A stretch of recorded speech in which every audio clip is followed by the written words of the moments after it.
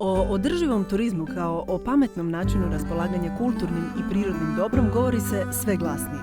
A ovdje u Istri na stanciji Kumparička vlasnici su otišli i korak dalje. Tako je, koze su glavne zvijezde, mi smo tu da im malo olakšamo život. Obitelj Winkler prije 15 godina kupila je staru napuštenu stanciju u Istri. Obrasle pašnjake koji godinama nisu uređeni trebalo je dovesti u red.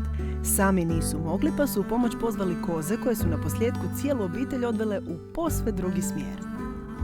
No goats, no glory, da, naš slogan. Je, već dugo vremena ga koristimo, ne znam koga se prvi sjetio, ali stvarno je. Mislim, Kumparička ne bi bila to što je bez koza. I ovdje su nama koze stvarno najbitnije i naš sir se radi na ispaši, rade ga koze. To što mi radimo je na kraju najmanji faktor.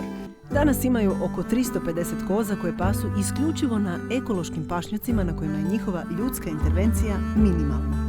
Tako da to su i više nego ekološki pašnjaci stvarno. Osim koza, ovdje su i druge životinjske i biljne vrste. Glavna je ideja što više živjeti u skladu sa prirodnim ciklusima.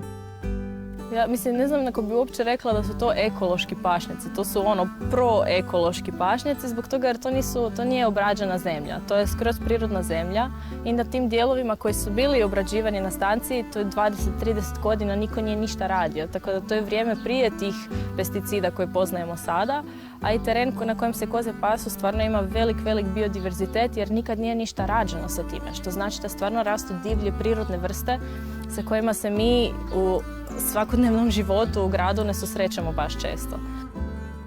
S obzirom na to da su njihov visoko kvalitetni sir i ostale prerađevine od kozjeg mlijeka izuzetno traženi, odavno su se mogli okrenuti ka komercijalnoj proizvodnji, ali za obitelj Winkler to nije opcija. U međuvremenu svoju su farmu koza otvorili prema gostima koji razumiju ovakav način života i uzgoja.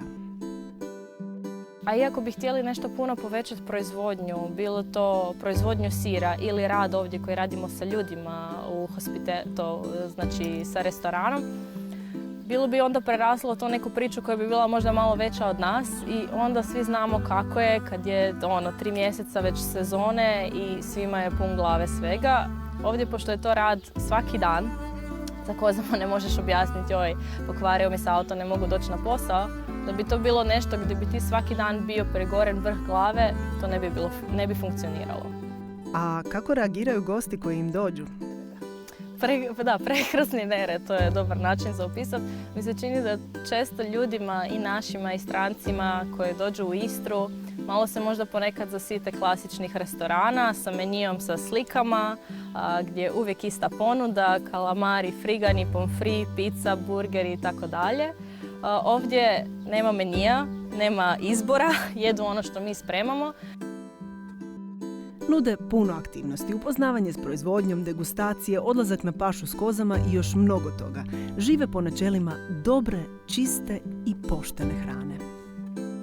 Poštena hrana je hrana koja ne treba biti nešto pretenciozno. To je hrana koja je ono što je. Mislim, meni je apsolutni užitak kuhati u kuhinji koju imamo ovdje zbog toga jer mi ne treba puno.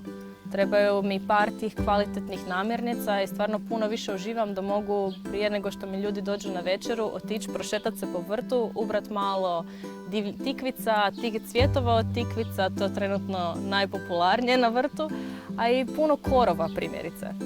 Neprestano ističu kako su koze zdrave životinje i imaju znanje koje smo mi ljudi izgubili. Najbolje se ponašaju kad im se dozvoli da stvari rade na kozi, a ne na ljudski način.